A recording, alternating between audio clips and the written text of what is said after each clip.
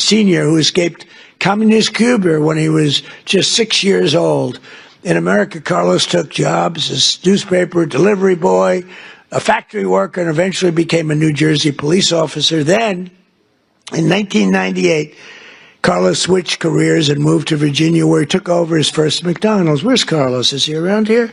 Let me see. Come on, stand up. Stand up, and your son too. Stand up, your son. Good-looking son. I met him backstage. He had a knack for turning around poorly performing restaurants, and today his family owns nearly 60 McDonald's all along the East Coast, including at the Pentagon, where I've ordered numerous Big Macs. Right? In fact, he served when the great football team came in. They served McDonald's, and you'd have these guys walking out, the biggest human beings I've ever seen. They were the national champs, right? Remember the team? Who was the team? You remember the team? He said Clemson, that's right. And these guys, I don't know, they were, like 6'6". What do you weigh? Sir, I weigh 392. I said, but you reported it much less. Yeah, that's what they say. But and he'd have like 12, just each. And I thought he was bringing them back to the rest of the team. I said, that's nice, but maybe the team wants them. No, this is what I said, are you going to eat all of them? Yes, sir. He didn't even know what I was talking about. But you served it, and you did a great job. In 2019, when we hosted that great Clemson Tigers at the White House, I literally brought dozens of Quarter Pounders from McDonald's. We bought the whole thing. We bought the Quarter Pounder. We bought actually just about it. Well, he really had no choice, because he just took everything he had in the whole restaurant. We got whatever the hell, probably whatever didn't sell, we got, right? But Carlos is here with Carlos Jr., his son, who started as a cashier and now runs dozens of the restaurants. Congratulations, fellas. What a great family. Congratulations. So in conclusion here tonight, carry on and really just keep going and inspiring that legacy and that pride that you have at really beyond almost all else. It was excellence in service, stretching back more than 7 decades, to when 2 hardworking brothers with a hamburger stand in California partnered with a hard-driving entrepreneur from Illinois to revolutionize the restaurant business forever, like nobody had ever seen. Because of men and women like those in this room who have pride in your souls, love in your hearts, and ketchup in your veins. Did you ever hear that one? 70 years later, McDonald's is the #1 fast food restaurant in the entire world, and honestly, it's not even close. What a job you've done. And it still is really growing stronger, with 900 new restaurants planned in the United States in the next 2 years alone. And I think with the great big beautiful bill, you might even double that number. I can imagine you'll double that number. But it's amazing to watch you grow. You know, the big ones, they get a little slow, they get a little fat, they get a little sloppy. This is a company that's gone just the opposite. You've gotten more and more competitive. I look at your numbers. You've gotten more and more competitive over the years, over the generations. Your spirit, generosity, and devotion to your communities has really made McDonald's a symbol of American values, aspiration, and success that's recognized all over the world. You are recognized all over the world, something that, and there's a lot of great, compared to the total, not so many, but there's a lot of great leaders, great companies. But I think more than anybody, McDonald's is recognized all over the world, and as widely as, frankly, the stars and stripes themselves. And everywhere there's a McDonald's, we see stars and stripes. Everywhere the American flag flies, you'll find the golden arches, and there you'll find good people doing honest, beautiful, hard work, and happy families sitting down to a really great meal. Because no matter who you are, everyone loves something at McDonald's. There's always something to have. I like the fish. I like it. You could do a little bit more tartar sauce, so please. Seriously. I hate when I say, do you have any tartar sauce? Do you understand that? Yes, I have. He understands that. Together with hardworking Americans like you, we're going to pioneer new heights of prosperity. We are doing better as a country right now, and people are seeing it. The Wall Street guys know it. The stock market hit its all-time high 48 times in a row in 9 months, 48 times during the 9-month period. And we're hitting the highest stock market we've ever had in history. All markets, all three, all markets, every one of them has hit all brand new highs. It's a good time to be making this speech, because when you make one of these speeches, if you're doing lousy, it's not good. And the stock market, you can say what you want, but it's a hell of an indicator. It's really a hell of an indicator. Your stock is doing phenomenally. But the stock market has hit an all-time high 48 times during the last 9 months. So we're going to pioneer new heights even from that. These new heights of prosperity are going to be incredible. We're looking at affordability. We're going to bring it down for everybody, because not everybody understands the fact that a great stock market is great for everybody, including 401ks. The 401ks hit the highest number that they've ever been 2 days ago. And that's a lot of people. So they understand what's going on. And we're going to make the American dream two words that you didn't have. You didn't have those 2 words. Remember when Biden said, it's all about 3 words, the American dream. You don't want to ever get in that situation. Remember that? That was not good. It's all about 3 words, American dream. But possible, and you're going to make it really possible for millions and millions of people. And you have an administration that's got your back. You don't have an administration that wants to put you out of business, that wants to take away your water, that wants to have you not use a microwave oven, that wants to do all these horrible things that are going to destroy you. They were looking to destroy you and other businesses too.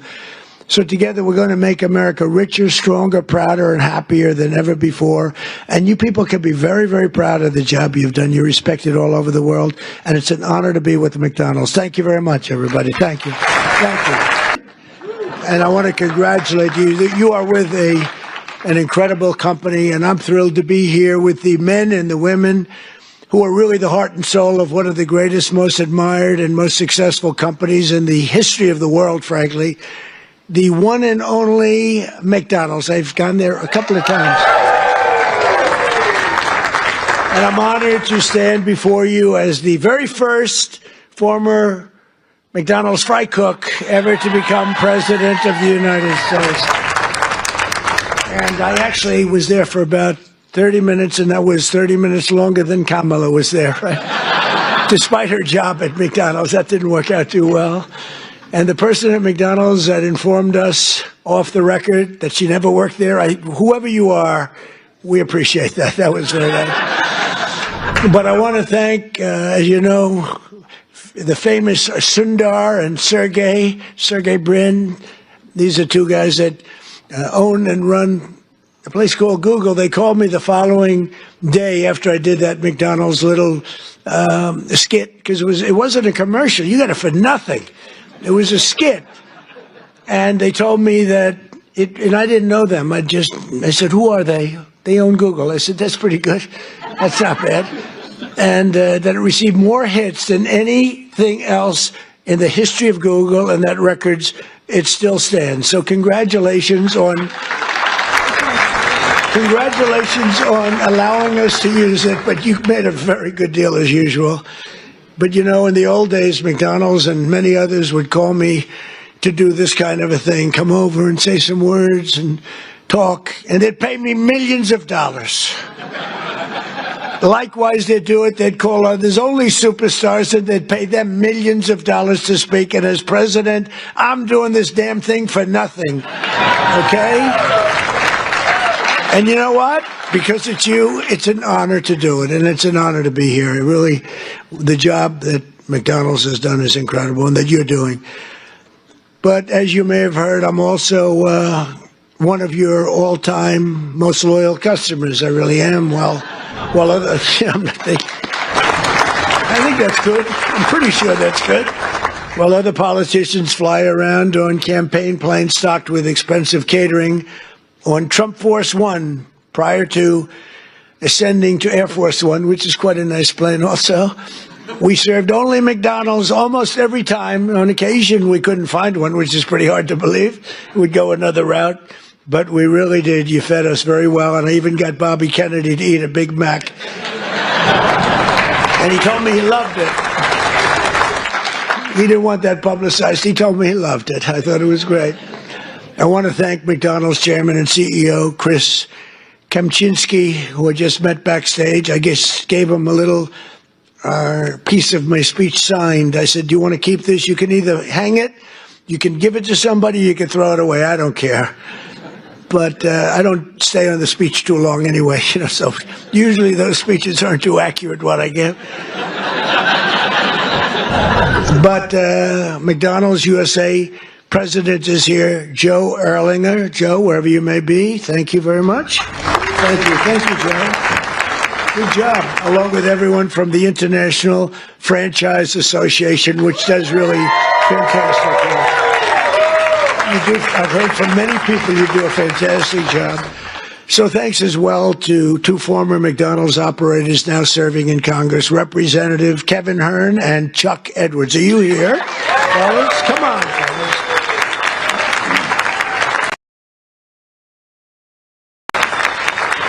And they're warriors, those two. They're warriors. Thank you very much. Great job. And, of course, let me thank the people who truly keep the McDonald's magic alive, the incredible franchisees, and you got a lot of them here tonight. Yeah, and you're the heart and soul, and they would tell you that all the time.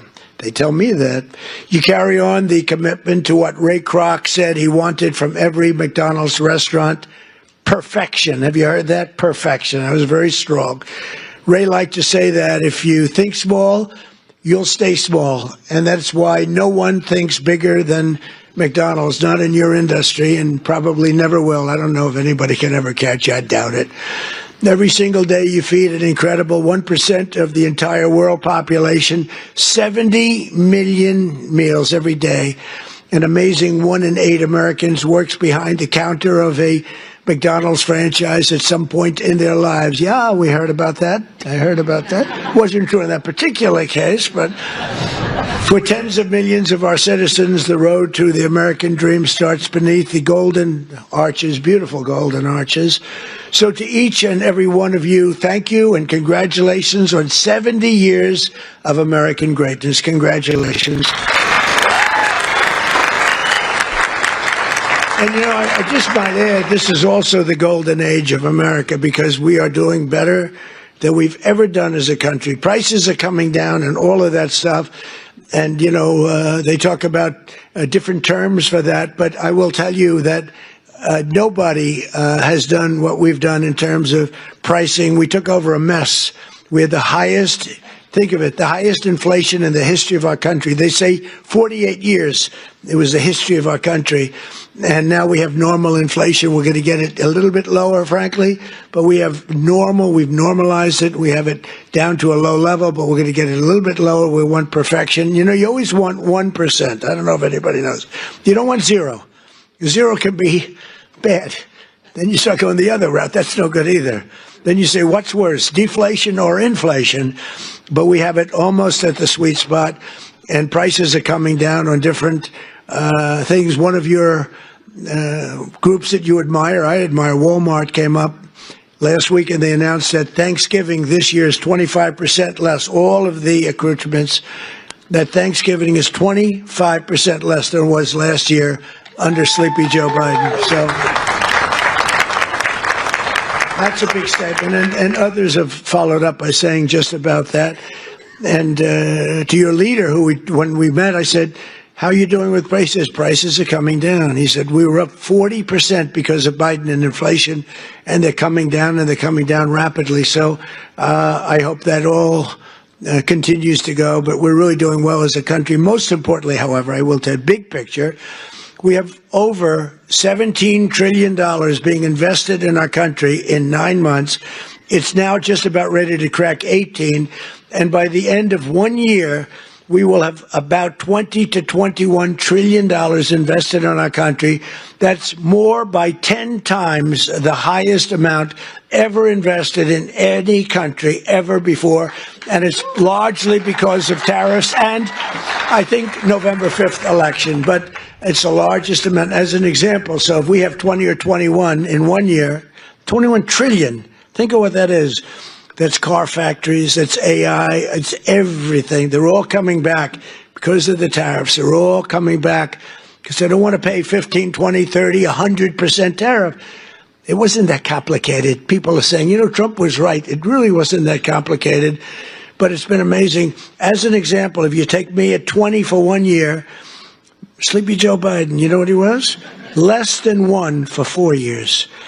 And if they got elected, they would have been at minus 10 because people were moving out of the country in record numbers, and welfare and other charges were increasing at levels that nobody has ever seen before. So you would have had double and maybe 50%, maybe literally more than they've ever seen. Welfare was going up. Everything was going up. Government jobs were going up. Real jobs were going down. So you would have had that catastrophe. And on top of it, instead of 20 trillion coming in, you would have had 10 trillion leaving our country. In other words, you would have had a catastrophe. You probably would have had a bankrupt country. You are so damn lucky that I won that election. I'm telling you. It's actually true. I hope the press covers that. Sometimes he got up and he ranted and raved and bragged. I don't brag. I just give you the facts. It's true. But those in this room know the people of our country better than anybody. And before the sun rises, you're up serving hot coffee to construction workers, nurses, and police officers on the way to the job. In the evening, you stand ready with the fast dinner and a smile for busy moms and their children as they race from school to soccer practice. Really is. It's Americana. And late at night, your lights are off and the only one still glowing when the long-haul trucker pulls up for a good meal and a best Coca-Cola in America. Best Coca-Cola. Whoa. And I'll bet they use real sugar in your Coca-Cola. They didn't in the United States. I said to the head of Coca-Cola, you got to go to sugar. They do in other countries. And you know what? They went to sugar. Isn't that nice? I said, you got to go to sugar. Just like I said, why is the Gulf of Mexico called the Gulf of Mexico? I said, we're changing the name. And now it's the Gulf of America. It has nothing to do with McDonald's, but maybe it does. Because it's very nice cycle. We have 92% of the shoreline. They have 8%. I wouldn't say I made a lot of friends in Mexico, but they still like me. Wasn't that a good change? Seriously, wasn't that beautiful? And it was done in an instant. It's like, normally you think a thing like that would take years. This took like 10 minutes. I asked somebody, good lawyers in my office, I said, would I be able to change the Gulf of Mexico? Is that possible to the Gulf? Sir, it's been that way for 350 years. They were here 100 years before us. We're 250, they were 350. It's been called the Gulf of Mexico, sir, for 350 years. I said, that's not the question. Am I able to change it? Yes. What do I do? Just give us the order and we'll do it. And I did, and we changed it, and everybody's happy. Well, not everybody, but most people. Most people are happy, but it's great prestige for our country. It's tremendous prestige for our country, and that's good for McDonald's, and that's good for everybody else. As president, I want you to know that I'm fighting every day to support small businesses like yours and the citizens that we all serve. And together we're fighting for an economy where everyone can win, from the cashier starting her first job to a franchisee opening his first location to the young family in a drive-through line. I've been on that line many times. Actually, that line was incredible in the commercial, right? It wasn't a commercial. It was about, but they have the line. The people had no idea. So I made the French fries. The guy was really good. He had a great wrist. He was, sir. He was going like, sir. Yeah. Nice. It was not that easy, but I got it sort of finally. Not the greatest, but I get it, pouring it in, asking them all sorts of stupid questions. But it was very interesting, amazing. A little thing is not. It's a little complex, right? To father and son over there that own a lot. They're very rich people. But I'll tell you what. I asked, how many do you have? Sir, I have 59. I said, you're rich. But nobody knew in the line. The line was a long line. They had 25,000 people, so somebody let them know we were coming. It was toward the end of the campaign. And after I did the French fries and did some other things, I then stood at the window. And the people would drive up, a little bored in all fairness. You know, it is, I mean, they're waiting for a hamburger, okay?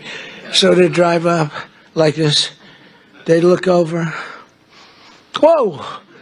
Every one of them. And it was fascinating. Every one of them, they would, it was, the response was incredible.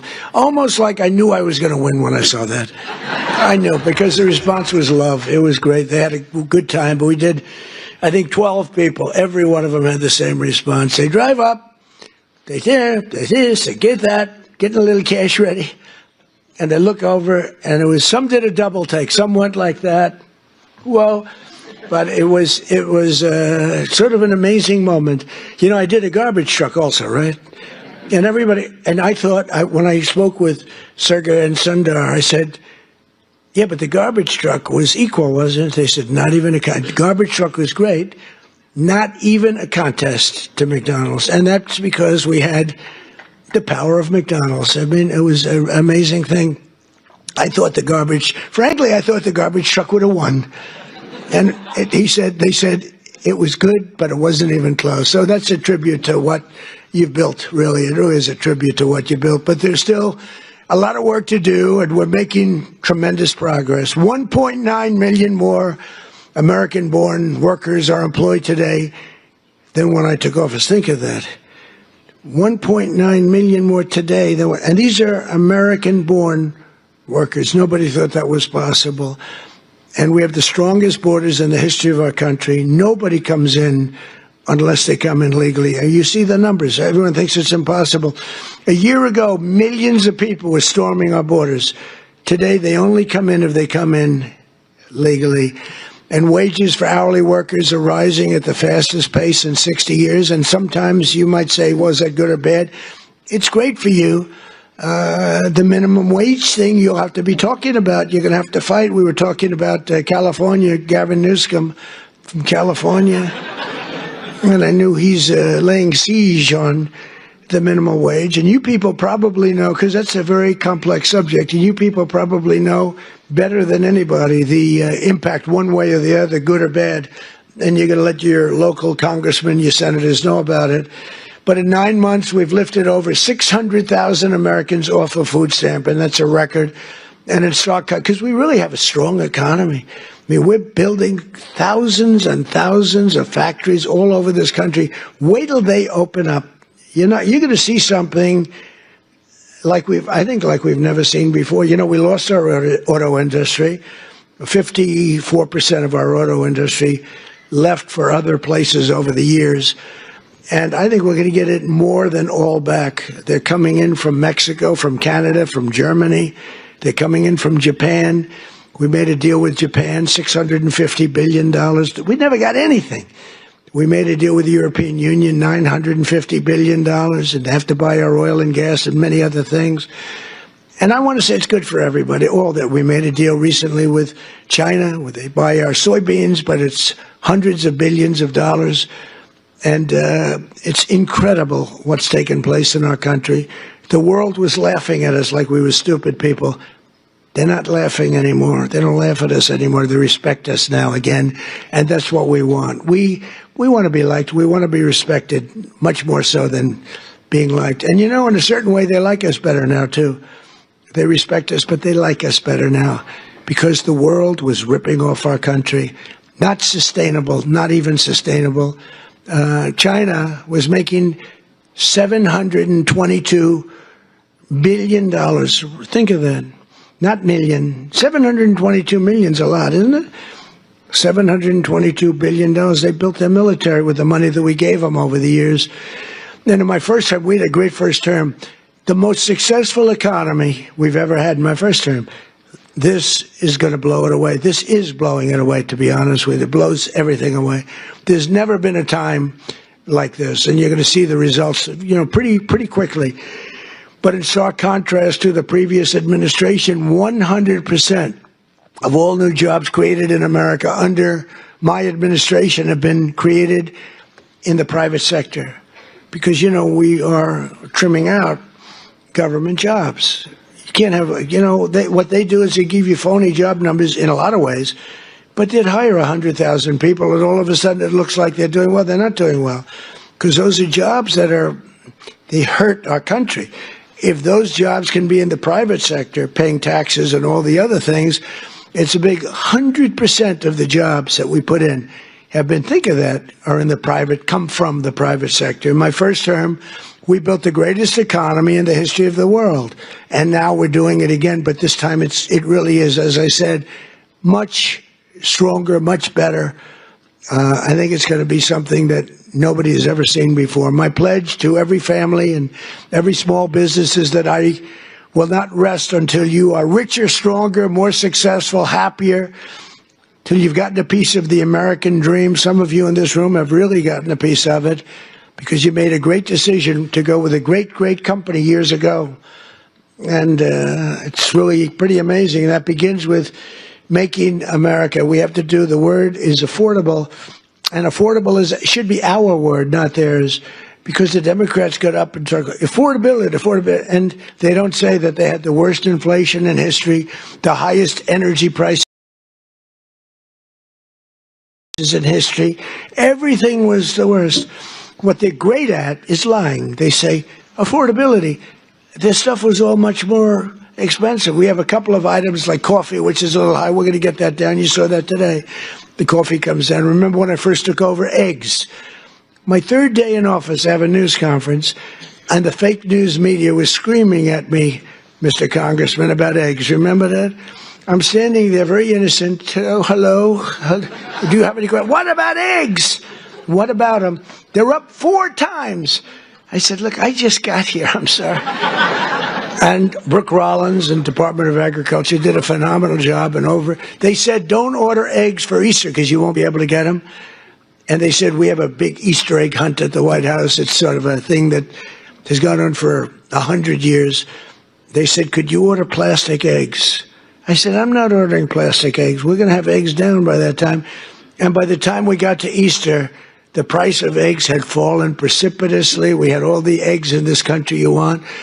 And we know what we're doing. I mean, we know what we're doing. We rebuilt our military. We have the greatest military anywhere in the world. We make the greatest military equipment anywhere in the world. And everybody knows it. And everybody knows it. And you saw that with the way we took out the nuclear capability of Iran with those gorgeous B-2 bombers. They flew in there and they wiped it. And the word was obliterated. Remember when CNN said, well, it might not have been obliteration. Think of the pilots. They go in there, they're under fire. I was watching this from the Situation Room, and you get to see things in situations that you wouldn't believe. And they said, sir, they have entered Iran airspace. All of a sudden you see much faster. Then you see them going down at the whole thing was crazy. I actually said, do people really want to do that for a living? They're waiting for them, but the equipment is so good. The B-2 bomber, stealth. They never saw them. They never saw them. I mean, it's the most amazing thing. And I honored the pilots at the White House. I had them brought in, along with mechanics and a lot of other people. We brought them to the White House to give a little celebration because they flew 37 hours flawlessly. Now compare that to the Jimmy Carter Iran situation with the helicopters crashing and the this and the, oh, what a horror, and the hostages. And I said, we can't let that happen, but we have a great team. General Raisin Kane is unbelievable. The whole group is unbelievable. And they went in, and I brought them into the White House, and I brought them then into the Oval Office, the pilots. And we met them, all handsome. They look like Tom Cruise. They really do. I don't want to be a wise guy and say, but taller. I'm not going to say that. No, they're perfect specimens. I mean, these guys are like from a movie. I could take everyone, put them in a movie. And I said to him, so what's the story with that raid? Did you expect, because you remember I pulled it back? Because I saw reporting that we're going to be leaving at a certain time. And I said to the general, is that not good that they think that? And they sort of got it right. They saw a lot of activity. Actually, you know why? They saw one of the things. They saw a lot of unbelievable activity going on at the McDonald's next to the base where they take off. The McDonald's was doing 5 times. They were going crazy. So they say, there's something going on over there. The biggest activity that McDonald's had ever had. And it was a nice story, how well it's doing, but that was not a good story for us. So I canceled it and then I announced we're canceling it. And the pilots said they were devastated. Then I put it back at the exact same time, because that was the only time they weren't thinking would happen. And we left exactly on time, but that was after canceling it 2 days before. And then we put it right back in the exact same slot. And we had identical planes, B-2s, flying four of them, flying into Guam. And they thought that was the attack team. And they were watching those planes in Guam, going to Guam, and that was not the planes that we had. But think of it, they flew both ways 37 hours without a sputtering of a bad engine, without any problem. But they got in and they said they have entered Iran airspace, and the enemy's waiting for them. And they dropped the bombs. They hit every chute. You know, they have air chutes that go deep into the granite mountains. If you don't hit those chutes, the damage won't be as big as you want. And every bomb hit every chute. And then we hit them with rockets from a submarine that was quite a distance away, 30 of them. Let's put it this way, they got hit. And it totally took out the nuclear capability. And I said to these guys when they came in to the office, I said, do you guys like doing this stuff? You know, they said, sir, it was the greatest day of our life. Can you believe this, Congressman? It was they're like heroes. They're like American heroes. Who the hell wants to sit? You know, those ships are very big, but they're very small when you're up way high, going very fast. And he said it was the greatest day of our life. And they told me something that I didn't know. They said that, sir, do you know, we waited 22 years for this, our predecessors and us. We would practice this run for 22 years. I didn't know that. For 22 years, we had to practice. We'd do it 3 times a year. We would practice this exact run. And then when you cancel it, because I canceled when they heard that we were coming, we were devastated. I said, now, if I were a flyer and they canceled, I'd be extremely happy. Well, we're canceled, so let's forget it. But we were devastated. So I said, this is something you really love, right? Yes, sir. We were so honored. This was the greatest day of our life. I mean, it's really great. We just have incredible people in this country. It's an amazing story. And they hit, and then they said, skedaddle, the word skedaddle.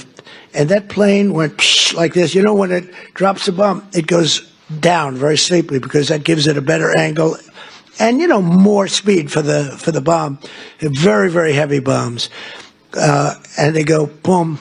And as soon as those things, the one pilot, the first one said, skedaddle. And that thing just turned in its side. And it's so unbelievable. And that knocked out Iran nuclear capability. And all of the Middle East became a different place. And now we have peace in the Middle East. And at the United Nations today, they approved the Board of Peace, which is I'm going to chair. And we're picking the leaders or the heads of the most important nations in the world. I think it'll be a board like no other than perhaps the McDonald's board. You have a very good board. You actually have a very good board. But nobody thought a thing like that this just happened today. The Board of Peace, and it's going to be comprised of myself and leaders of other very important nations and very respected nations, and it's going to be something I think is going to be very important. It was just approved. It was just endorsed by the United Nations. It was pretty great. It's a big thing. I think it's one of the most important things the United Nations will ever do, actually. But Joe Biden's